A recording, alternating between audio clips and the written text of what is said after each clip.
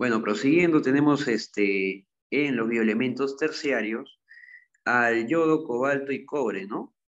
Eh, este yodo lo vamos a encontrar en las hormonas T3 y T4, ¿no? Dentro de la glándula tiroides. El cobalto lo vamos a encontrar para la síntesis de la vitamina B12, ¿no? Que se da a nivel del ilion, última porción del intestino delgado, ahí se va a absorber esta vitamina, ¿no? Y el cobre, recordemos que la vitamina B12 puede venir porque evita lo que es una anemia, ¿no? Que es la anemia perniciosa. Y el cobre que lo vamos a encontrar en la hemocianina que se va a encargar también del transporte de gases, pero ya no en el ser humano, como lo hacía la hemoglobina, sino en artrópodos, o sea, arácnidos, ¿no? Ácaros, ¿no? En estas estructuras. Entonces ahí tenemos a la hemocianina. Faltaría ver uno, ¿no? Que va a estar dentro del grupo de bioelementos, que es el magnesio, es uno de los más importantes también, que está dentro de la clorofila. Clorofila, ¿no? Recordemos que esta clorofila presenta un anillo. Dentro de esta molécula hay un cofactor llamado el magnesio, tiene la colefitol, que permite su adhesión hacia lo que es la parte. Primero, la clorofila participa en la fase luminosa, ¿no? De la fotosíntesis. Por lo tanto, esa molécula de clorofila tiene que estar pegada a donde se lleva a cabo la fase luminosa. ¿Dónde se lleva a cabo la fase luminosa de la fotosíntesis? En el tilacoide del cloroplasto. Entonces está pegado al tilacoide, ¿no? A través de la cola. Cola de fitol se le llama. Muy poco preguntado, pero por si acaso, la cola de fitol, ¿no? Y su anillo que va a presentar, en este caso, como cofactor al magnesio. Entonces, la clorofila lo vamos a encontrar en el magnesio. En el magnesio, ¿no? La hemoglobina lo vamos a encontrar en el hierro y la hemocianina en el cobre. La clave sería la E, ¿no? Es un clásico de preguntas de examen. El siguiente es acerca del subtema de ácido nucleico, ¿no? Entonces nos dice acerca de un ácido nucleico. Ácido nucleico. Bueno, cuando nosotros agarramos el ácido nucleico, primero debemos recordar de que es una biomolécula, ¿no? Está formado por bioelementos primarios, los cuales van a ser carbono, hidrógeno, oxígeno, nitrógeno y fósforo. O sea, está formado por 5 bioelementos. El examen te va a preguntar el enlace y el monómero. O sea, eso es lo básico primero que hay que saber, ¿no? El enlace y el monómero. El enlace, primero, el enlace de un ácido nucleico, o sea, cómo se van a formar, se llama enlace fosfodiéster. Fosfodiéster. Y el monómero de esta estructura se va a llamar nucleótido, ¿no? Nucleótido. Y acá hay otra pregunta de examen. ¿Cómo se conforma un nucleótido? Bueno, un nucleótido está formado de 3 cosas, ¿no? De 3 cosas va a estar formado. La primera va a estar formada de una pentosa. Y pentosas, tú lo estudias en qué tema? En el tema de carbohidratos o glúcidos. Ahí estudias a las pentosas, que bueno, son varias, ¿no? Son 5 más que todo. Las pentosas, cuando tú estudias dentro de este tema de glúcidos, estudias a 5 pentosas, para recordar nada más. Glúcidos, porque pentosas sí preguntan, ¿no? Entonces, las pentosas son las que tienen 5 átomos de carbono, ¿no? Y la mnemotecnia para memorizar a estas era DRAX, ¿no? La D, la R, la A y la X. La D de desoxirribosa, ¿no? La R de ribosa, la A de arabinosa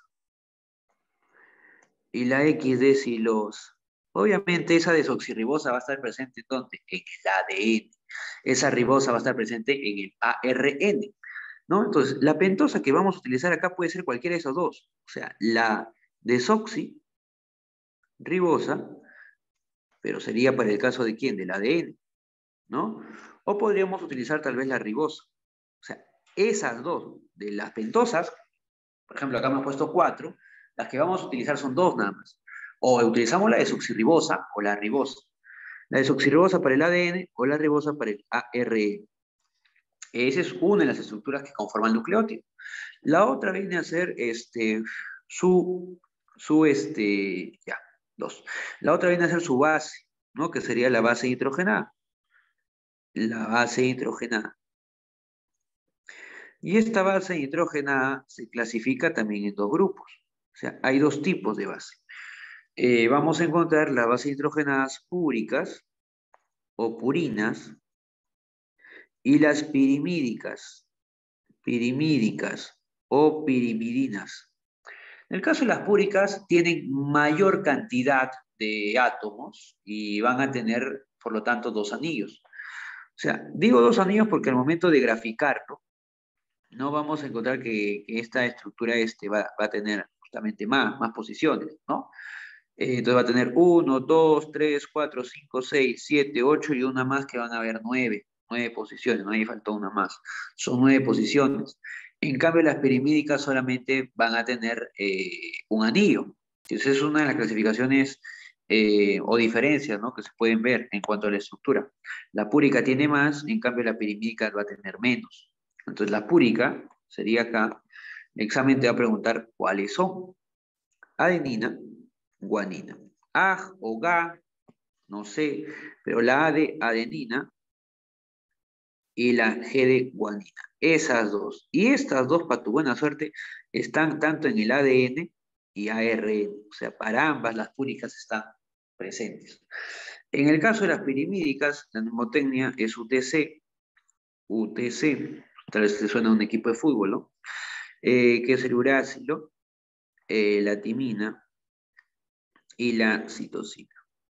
¿No? El uracilo, está presente solamente en el ARN. La timina solamente está presente en el ADN. Y estos están presentes en ADN y ARN. O sea, acá ya te doy dos secciones, el uracilo solamente en el ARN y la timina solamente en el ADN. Esas es las bases nitrogenadas, ¿no? Y la última estructura, la que le da la acidez al ácido nucleico, tiene que ser un ácido, ¿no? Que va a ser el ácido fosfórico, también llamado fosfato. Este ácido fosfórico nosotros sabemos que tiene su fórmula, ¿no?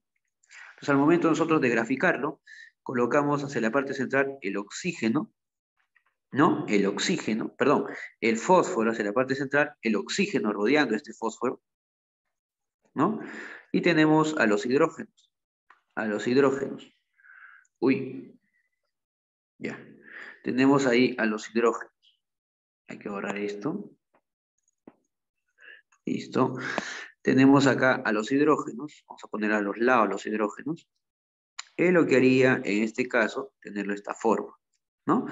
Entonces, ahí, y el último enlace tiene que ser dativo, ¿no? Recordemos que en el caso del fósforo está en el grupo 5A, por lo tanto va a tener 5 electrones en la capa de valencia. El oxígeno está en el grupo 6A, va a tener 6 electrones en la capa de valencia, y para satisfacerse necesita de 2 enlaces, ¿no? 2 enlaces. 2 enlaces, 2 enlaces. En el caso del fósforo estaba en el grupo 5A, entonces necesita cuántos enlaces para llenarse, 3. Ya cumplió los 3. Pero el último oxígeno se va a quedar sin nada. Y es por eso que le da, ¿no? Entonces le das a través de un enlace dativo, o sea, le presta, ¿no? Y el fósforo le presta con esta flechita 2 y completa los 8 electrones. Pregunta de examen fue, ¿cuántos enlaces sigma presenta el ácido fosfórico? ¿No?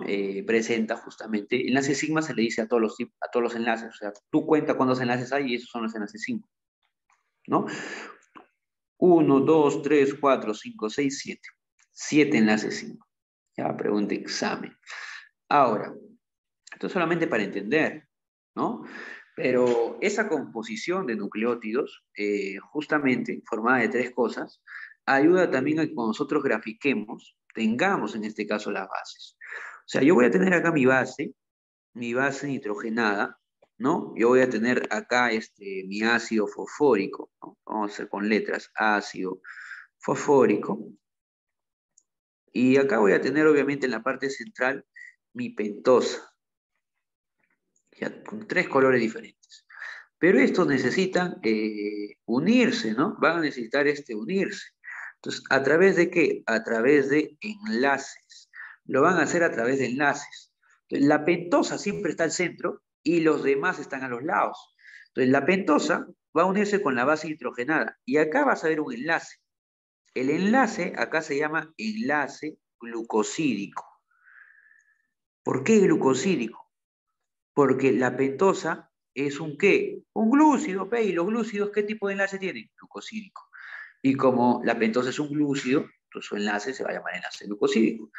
Y el enlace glucosídico que se va a dar entre la pentosa y la base nitrogenada cambia. Porque si hablamos de pentosa, por ejemplo, con la base nitrogenada, que había dos grupos, no sé, pues, supongamos que la base nitrogenada que utilizamos es de la púrica, que está ahí, ¿no? O sea, de Nina o Guanito. Oye, pero esa posición tiene más, me has dicho, o sea, tiene 9 posiciones. Entonces, yo siempre voy a enlazar en la pentosa al primer carbono de la pentosa, o sea, al carbono 1, siempre el carbono 1, pero si hablamos de la púrica, esta tiene más posiciones. Entonces, acá va a ser con qué posición, con el nitrógeno, porque ese es siempre el último átomo que termina, el nitrógeno, pero en la última posición que sería el 9. Pero si yo utilizo la base nitrogenada pirimídica, tiene menos posiciones, o sea, tiene un anillo nada más. Y yo voy a utilizar ya no al último, sino al primero, que sería el nitrógeno. Entonces, si el enlace glucosídico entre pentosa y base nitrogenada se da entre la pentosa y una base púrica, va a ser el enlace tipo 1, 9. En el carbono 1 de la pentosa y en el nitrógeno 9 de la base púrica. Pero si el enlace glucosídico es entre la pentosa y una base pirimídica, urácido, timino, citosina, va a ser siempre en el carbono 1 de la pentosa, pero con el primer átomo, o sea, el nitrógeno 1. Ya, esa es una diferencia. Ahora, el otro enlace que vas a ver acá se va a llamar enlace éster, nada más. Enlace éster. Nada de fosfodiéster, enlace éster. El enlace fosfodiéster ya se forma cuando uno o dos nucleótidos. Acá es solamente un nucleótido. Ya, el enlace éster. Y el enlace éster se da entre una pentosa y un fosfórico, ¿no? Muy bien. Correcto. Obviamente la pentosa se está uniendo en los extremos, ¿no? Por eso decimos que en el enlace glucosídico es su primer carbono y en el enlace éster sería el carbono 5 de la pentosa, ¿no? Correcto. Acá lo único que te pregunta es, la posición comprometida de la formación de un enlace glucosídico entre una pentosa y una base púrica, 9 posiciones, carbono 1 de la pentosa y sería en este caso el nitrógeno 9 de la base púrica. Profe, pero ahí no dice nucleótido, ahí dice nucleócido. Es que el nucleócido es la suma de qué? Vendría a ser la suma de una pentosa más base, ¿no? Entonces, como solamente acá está agarrando pentosa y base, a eso se llama nucleócido. Recordemos que el nucleócido, que colocarlo, es solamente esto con esto. A eso se llama nucleócido. Cuando ya le agregamos el ácido fosfórico, hablamos de nucleótidos. Pero ¿quién es el monómero en sí del ácido nucleico? Si se llama ácido nucleico es porque tiene ácido fosfórico. Entonces, ¿quién va a ser su monómero en sí? El nucleótido. Y el nucleótido está formado de pentosa, base y ácido fosfórico, ¿no? Muy bien. El agua es un solvente universal, nos dice, universal, debido a su, recordemos el tema de biomoléculas orgánicas, inorgánicas, perdón, biomoléculas inorgánicas. Tal vez una de las más importantes vendría a ser el tema de agua, ¿no? Agua, que sí suele aparecer en los exámenes. Entonces, cuando hablamos nosotros de biomoléculas inorgánicas, debemos recordar al agua. El agua tiene propiedades, propiedades del tipo físicas y propiedades químicas. Las propiedades físicas son las que tú puedes ver, ¿no? Y las propiedades químicas, en cambio, estas no se ven muy bien. A ver. Ya, acá está. Vamos a ponerla acá. Muy bien. En el caso del agua, tenemos que es un disolvente universal, nos dice. Las propiedades que nos están pidiendo acá son propiedades físicas. Propiedades físicas. ¿No? Física. La química tiene que ver con la composición, su fórmula y todo esto, ¿no? Entonces, las propiedades físicas, hay algo curioso, todas empiezan con la palabra elevado. Elevado o son elevadas. Todititas son elevadas. No, pues sería falso decir todas, ¿no? Hay una que es la excepción. La excepción es una, que es el bajo grado de ionización. Esa es la única propiedad física que es baja, ionización, ¿no? ¿Qué significa eso? Que la molécula del agua generalmente no se disocia de esta forma, o sea, en OH y H. Generalmente no se disocia de esa forma, o sea, esta forma de disociación es muy baja en la molécula del agua, generalmente no se disocia de esa forma, ¿no? ¿Debido a qué? Debido a los enlaces covalentes que tiene. Recordemos que un enlace covalente es un enlace dado entre dos no metales y justamente el hidrógeno y el oxígeno son dos no metales, ¿no? Entonces es tipo enlace y no permite casi que se disocie de esa manera. Ahora, las propiedades físicas generalmente te dije que son elevadas, pero hay una en particular que es la que te pregunta acá, que permite que el agua sea un solvente o disolvente universal, ¿no? Entonces, disolvente universal. ¿Qué significa? Que al agüita lo vamos a poder unir mediante enlaces con otras estructuras, ¿no? Con otras moléculas, ¿no? Entonces, a eso le vamos a llamar disolvente. La unión por enlaces, por enlaces, puente puente de hidrógeno con otras moléculas, pues, ¿no? Por ejemplo, cuando nosotros disolvemos el agua, ¿no? No sé, pues de la avena con azúcar. Cuando disolvemos, por ejemplo, el agua que está presente en el caldo, la sopa con sal, ¿no? Harinomen, ¿no? Harinamoto, ¿no? Entonces se puede disolver. ¿Qué hace? El agua empieza a formar uniones mediante puente de hidrógeno con otras moléculas para que se pueda disolver estas estructuras, ¿no? Y esto va a ser dada ¿por qué? Por una de sus características clásicas que vendría a darse, más que todo por la propiedad de presentar, en este caso, ¿dónde está? ¿Dónde está? A ver, elevada, no, elevada calor física no tiene nada que ver, elevado grado de ionización te han puesto en la B, mira, cuando sabemos que es baja, baja constante eléctrica tampoco, bajo coeficiente de disociación, no, es debido a su elevada constante, ¿no? Elevada constante, en este caso, elevada constante dieléctrica. Constante dieléctrica. Aunque acá la han puesto como dipolar, ¿no? Correcto. Entonces la clave sería, ojo, la C dice baja, la E debería ser, porque recordemos que todas son elevadas excepto una. Entonces acá nos piden por la E. Clave ENA, ¿no? Elevado calor específico, correcto. Elevado grado de ionización, correcto.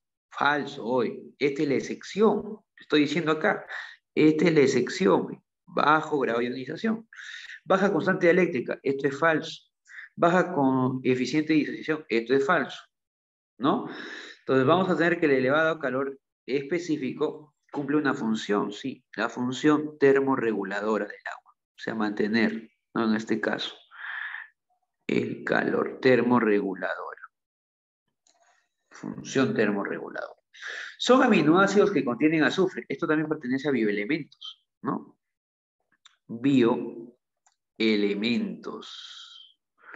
Tema bioelementos, ¿no? Vamos a hablar acerca del azufre. ¿El azufre en qué grupo de bioelementos estaba? En los primarios, pues, ¿no? Bioelementos primarios. ¿Te acuerdas? Carbono, hidrógeno, oxígeno, nitrógeno, fósforo y azufre. Primarios, también llamados principales, también llamados estructurales, organógenos, ¿no? Primarios. Entonces, acá tenemos, por ejemplo, ya sabemos, ¿no? Carbono, hidrógeno, oxígeno, nitrógeno, fósforo y el que me importa, el azufre. Este azufre está presente en dos aminoácidos. La mnemotecnia, te lo meto, sí, dices tú. Entonces, metionina y cisteína, ¿no? Entonces, ahí, mete, sí, el metecin, ¿no? Metionina y cisteína. Cuando hablas cuando hablas de lo que es aminoácidos, debes recordar que los aminoácidos forman ¿qué? Proteínas, ¿no? En este caso, bueno, péptidos, pero si llegamos al número correcto de 51 aminoácidos hacia arriba, ya estaríamos hablando de proteínas. Los aminoácidos diferentes son 20 tipos diferentes de aminoácidos, de los cuales 2 son los que presentan azufre, ¿no? En su composición. Entonces, la metionina y cisteína van a estar presentes dentro de estos aminoácidos. Lo curioso estudiar es la cisteína, porque esta cisteína, que está representado así, ¿no? En la abreviatura, esta cisteína es verdad que tiene azufre, ¿no? Por ejemplo, primero, un aminoácido dentro de su forma está formado primero carbono al centro, el grupo amino, ¿no? El grupo carboxilo, ¿no? El hidrógeno hacia arriba y una cadena lateral, ¿no? Entonces va a tener acá una cadena lateral, ¿no? Que le va a dar en este caso su característica, ¿no? Vamos a ver acá de que en el caso de la metionina, vamos a encontrar que en el caso de la metionina, el azufre, el azufre se encuentra dentro de esa cadena lateral, pero quiero que me entiendas, no es el último átomo. O sea, el azufre está dentro de la cadena lateral, pero no es el último átomo, como es en el caso de la cisteína. En la cisteína, el último átomo de la cadena lateral, viene a ser justamente, ¿no? Vamos a tener acá su cadena lateral, R2 hay que ponerle para no confundir, ¿no? Pero el último átomo de esa cadena lateral es el azufre. Y como es el último, permite formar enlaces con otro ¿qué? Con otra cisteína, ¿no? Entonces yo tengo acá otra cisteína, porque los últimos átomos generalmente son los que participan en el enlace. No vas a tomar uno que ya está dentro y ya se llenó, ¿no? Para formar un enlace hay que tener uno que está al extremo y que se pueda unir con otro. Entonces, vamos a ver que va a formar enlaces con otra cisteína. Entonces, acá tienes una cisteína y lo vas a tener acá la otra cisteína. Esa de estructura es un enlace que se forma que es llamado enlace disulfuro. Y ese enlace disulfuro lo vamos a encontrar en las proteínas cuando adquieren su estructura terciaria. Y esa es pregunta examen. Está presente ese enlace en la estructura terciaria de las proteínas. ¿Y quién lo forma? ¿Qué aminoácido forma el enlace de sulfuro en las estructuras terciarias de las proteínas? La cistina. Porque el examen tranquilamente te puede decir, la metionina también no forma. No, no forman los enlaces, en este caso, disulfuros o actualmente llamados cistinas. Nada de cisteína, cistina. El enlace se llama cistina. ¿Ya? ¿Por qué no lo forma? Porque la metionina dentro de su constitución tiene el azufre dentro, o sea, ya lleno, no lo tiene al extremo. Si lo tuviera al extremo, participaría dentro de la formación de enlace, pero no lo tiene, ¿ya? No lo tiene. Entonces, como ya tiene un azufre lleno, no sirve para la formación de enlaces. Pero tú podrías pensar que sí, porque, bueno, metionina y cisteína, profe, son los dos aminoácidos que tienen azufre. Entonces, como tienen azufre, ¿deben formar enlace disulfuro? No, pero el único que forma es la cisteína. La metionina no forma. Ya, la metionina no lo forma. Entonces acá la clave correcta debería ser metionina y cisteína clave dado. Listo, clave dado. Vamos a vitaminas. Entonces, vitaminas. Las vitaminas que te falta para que no te duermas. Las vitaminas dice, a ver, se divide estos en dos grupos, ¿no? Tenemos las liposolubles y tenemos las hidrosolubles. Las liposolubles y tenemos también por acá las hidrosolubles. Primero con las lipo. La nemotecnia queda, así como escribe, ¿no? Queda. Entonces tenemos la vitamina K, la vitamina E, la vitamina D y la vitamina A, ¿no? Primero con los nombres, ¿no? La vitamina K es también llamada como medadiona, ¿no? ¿No? Filoquinona también. La vitamina E es también llamada tocoferol. La vitamina D también es llamada calciferol. Y la vitamina A también es llamada como retinol, ¿no? Retinol. El examen te va a preguntar qué origina, pe. ¿Qué hace esta vitamina? ¿Qué origina? Por ejemplo, ¿qué pasa cuando hay una baja ingesta de la vitamina K? ¿Qué pasa cuando hay una baja ingesta de la vitamina E, de la vitamina D y la vitamina A? ¿No? Esa D ha venido. Entonces, veamos, cuando hay una baja ingesta de la vitamina K, o sea, los niveles son muy bajos, hay una hipovitaminosis, vamos a tener hemorragias, ¿no? Hemorragias por la falta del factor trombina, ¿no? En el caso del tocoferol vamos a ver esterilidad. Justamente la esterilidad lo causa la vitamina E. Esterilidad, pero en roedores, ¿no? En roedores. En el caso de la vitamina D vamos a ver de que va a llevar en niños al raquitismo, pregunta de examen, y en adultos a la formación de una osteomalacia. Osteomalacia, ¿no? En el caso del retinol vamos a ver de que va a causar lo que es una sequedad seroftalmia, ¿no? Vamos a ver también una ulceración en la córnea, ulceración en la córnea, también queratomalacia, tomalacia, ¿no? Correcto, pues ahí tenemos este tipo de vitaminas. Algo llamativo, que te podrían preguntar, algo curioso, ¿no? La vitamina D necesita para su síntesis necesita luz solar. Algo más, esta es una derivada del colesterol, ¿Listo? Es una derivada del colesterol. Te podrían preguntar eso, ¿no? Ahora, con el otro grupito tenemos que vienen a ser las hidrosolubles. Hidrosolubles, las que lo puedes mezclar con agua. Las que vas a la farmacia las vas a encontrar y las consumes con agüita, ¿no? Entonces yo voy a la farmacia, ¿tiene complejo B? Sí hay. ¿Tiene ácido fólico? Sí hay. ¿Tiene vitamina C? Sí hay. Yo justamente BC. La nemotecnia es BC, ¿no? BC. Mira, BC. Entonces, dentro del grupo de la B, uy, es todo un complejo, pues, ¿no? Entonces tenemos acá la B1, ¿no? La B2, ¿no? La B3, ¿no? La B5, la B6, la B8, la B9 y la B12. Bueno, las más importantes son las que van a causar enfermedades, ¿no? Su baja ingesta, las conocidas. La B1 es también llamada como, va a ser llamada como antiberibérica o, en este caso, también llamada tiamina. Tiamina. Y una baja ingesta de esta estructura causa el beriberi. Enfermedad el beriberi. En el caso de la B2 va a ser también llamada flavina. Y como empieza con EF, te hace acordar de que la función tiene que ver con el FAT. Tiene que ver con el FAT. ¿No? FAT H2. Y vamos a ver de que una baja ingesta de esa flavina o B2 tiene que ver con lo que viene a ser la lengua negra. La lengua negra. La B3, que lo vamos a colocar acá, la B3,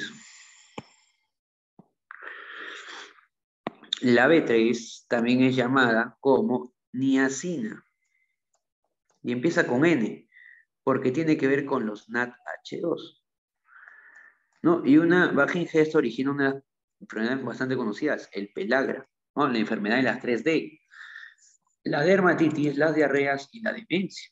Cuidado. Muy bien, entonces ahí tienes a la B3. Vamos a seguir por acá. Esto para arriba.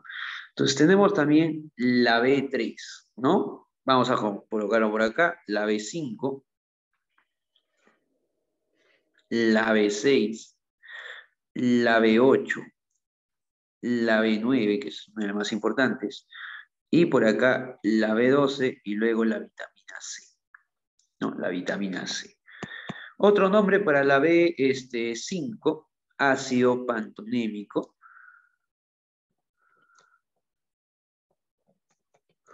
Y tenemos para la B6 pirridoxina, también llamada vitamina F. Para la B8, biotina, también llamada vitamina H. Para la B9, esta me interesa. También es llamada ácido fólico o folato. La B12 es llamada cobalamina o cianocobalamina. Y esta la necesitaba el cobalto, ¿no? Cobalamina. Y estas dos son las que vamos a ver. Que una baja ingesta de estas dos, y va a estar demorado porque se pregunta examen, ¿no? Causa la anemia, en el caso del ácido fólico, megaloblástica. Megaloblástica. Y en el caso de la B12 va a causar la anemia perniciosa. Perniciosa. ¿Ya?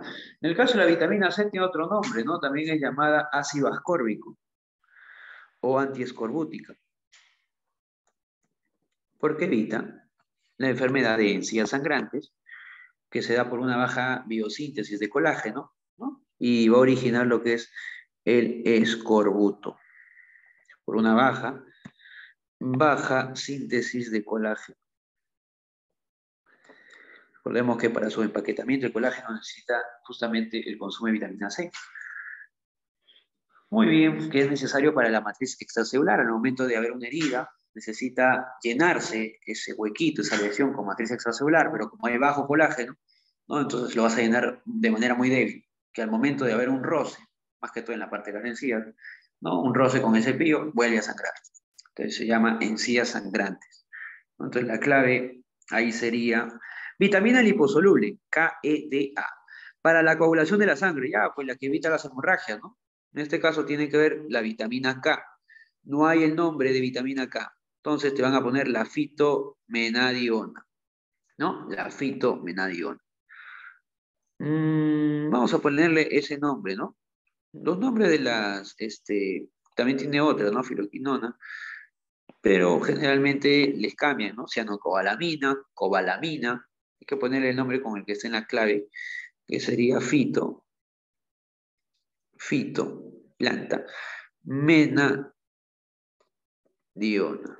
¿no? Por si acaso revisen lo que es las claves y vean que digan, no, ¿dónde está? ¿Dónde está? Acá, menadiona. Muy bien, recordemos también que la vitamina E y la A son vitaminas antioxidantes, vitaminas antioxidantes.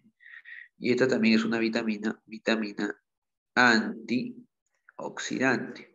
Ya, la vitamina E. Entonces la clave de esta pregunta sería la clave dado, ¿no? Retinol es la vitamina A. Tiamina es la vitamina B1. El ácido ascórbico, ya, pues, vitamina C, no tiene nada que ver. Y el tocoferol es la vitamina E, no tiene nada que ver tampoco. Clave dado. Clave esa pregunta dado.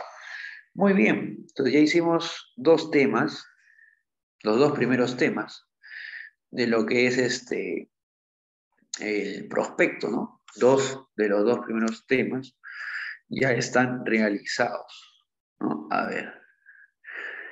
Bueno, el siguiente es el tema un tema introductorio, ¿no? Que es virus o seres acelulares, y el siguiente tema es citología, que conforman la semana número 3 o el tercer tema, el prospecto de admisión, ¿no? Entonces tenemos acá primero preguntas de virus, dos preguntas de virus y tres preguntas de citología, ¿no? En cuanto a las preguntas de virus, tal vez pueden venir, y son preguntas de examen, ¿no? Esa 11, aunque te parezca un chiste, ha sido pregunta de examen, ¿no? Preguntaron, ¿el COVID-19 es un...? Bueno, yo ahí le agregaba algo más, ¿no? La pregunta de examen decía, ¿el COVID-19 es un...? Te ponían bacteria, virus, protozoo, ¿no? Claro, pues de frente, virus. Entonces, acá, tal vez por la pandemia, pues, puede seguir viniendo preguntas. Entonces, esto pertenece a la virología. Virología. ¿Qué te pueden preguntar en virus? Características, cómo está compuesto, tipos de virus, ¿no? Y te podrían preguntar en este caso también los que tienen ADN y los que tienen ARN, ¿no? Entonces, el COVID-19, vamos a poner primero los dos tipos, ¿no? Un virus está compuesto por lo que es cápside y su ácido nucleico o genoma. Ácido nucleico o genoma, que es la parte que infecta, la parte infectante del virus, ¿no? El cápside, ácido nucleico y genoma. Algunos pueden tener envoltura, no todos, algunos pueden tener envoltura, que lo que los hace ser un poco más patógenos, ¿no? O sea, más difíciles de vencer, con mayor capacidad. En el cápside está formado de capsómeros, que son proteínas globulares, ¿no? Que van a envolver, en este caso, entonces nosotros tenemos al virus, van a envolver en forma de pelotitas, pelotitas, pelotitas alrededor del virus, ¿no? Alrededor del virus. Entonces, esas pelotitas se llaman capsómeros, lo que formaría que toda esa estructura se llame cápside, ¿no? Van a ser pelotitas. Como te digo, envoltura solamente algunos virus lo tienen. Por ejemplo, el virus del VIH tiene envoltura, el virus de la gripe tiene envoltura, ¿no? Lo que los hace ser un poco más difíciles de vencer. Entonces, ahí tenemos. El ácido nucleico viene a ser lo que caracteriza, por ejemplo, puede tener esta estructura dos cadenas, si es bicatenario y es ADN, ¿no? Entonces, siempre el cápside protege el ácido nucleico. Entonces, el ácido nucleico puede ser de dos tipos. Puede ser ADN o puede ser ARN, ¿no? En el caso del ADN, los virus que tienen ADN, empezamos con lo que la mnemotecnia viva, viva, eres viva, viruela, varicela. Porque los patas a veces se confunden, pues, y te ponen sarampión y caes, ¿no? No, es viruela y otro es varicela. Ya, el sarampión está en el otro grupo de ARN. Viruela y varicela, y los que conocemos, pues, ya hemos mencionado. Por ejemplo, el virus del papiloma. El papiloma virus, obviamente. Papiloma virus. También vamos a tener al virus aquí, del herpes, ¿no? Del herpes. En el ARN, en cambio, tenemos al virus del VIH, que es uno que te puede venir. Tenemos al virus de la hepatitis, ¿no? Hepatitis. Vamos a tener también a los nuevos virus, ¿no? Entonces acá está todo el grupo de nuevos virus, o sea, nuevas enfermedades. Entonces, profe, ya yo he escuchado desde que nací, por ejemplo, que apareció la influenza. Ya, esa influenza tiene su virus, el H1N1. H1N1, ya, SAH1N1 es ARN. Generalmente los virus que aparecen, o las enfermedades que aparecen, ¿no? Recientemente tienen ese tipo de virus, ¿no? Los del tipo ARN. Entonces ahí tenemos, por ejemplo, la influenza, tenemos, por ejemplo, al ébola, tenemos, por ejemplo, a la fiebre amarilla, ¿no? Fiebre amarilla. Tal vez he escuchado el Zika, ahí también está el Zika, la chikungunya,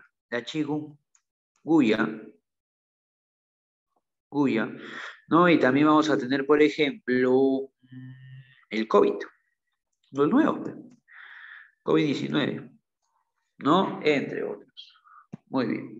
También tenemos al dengue. Los nuevos, los que están que suenan, ¿no? Recién. Y ahí lo vamos a tener a esos. Todos esos van a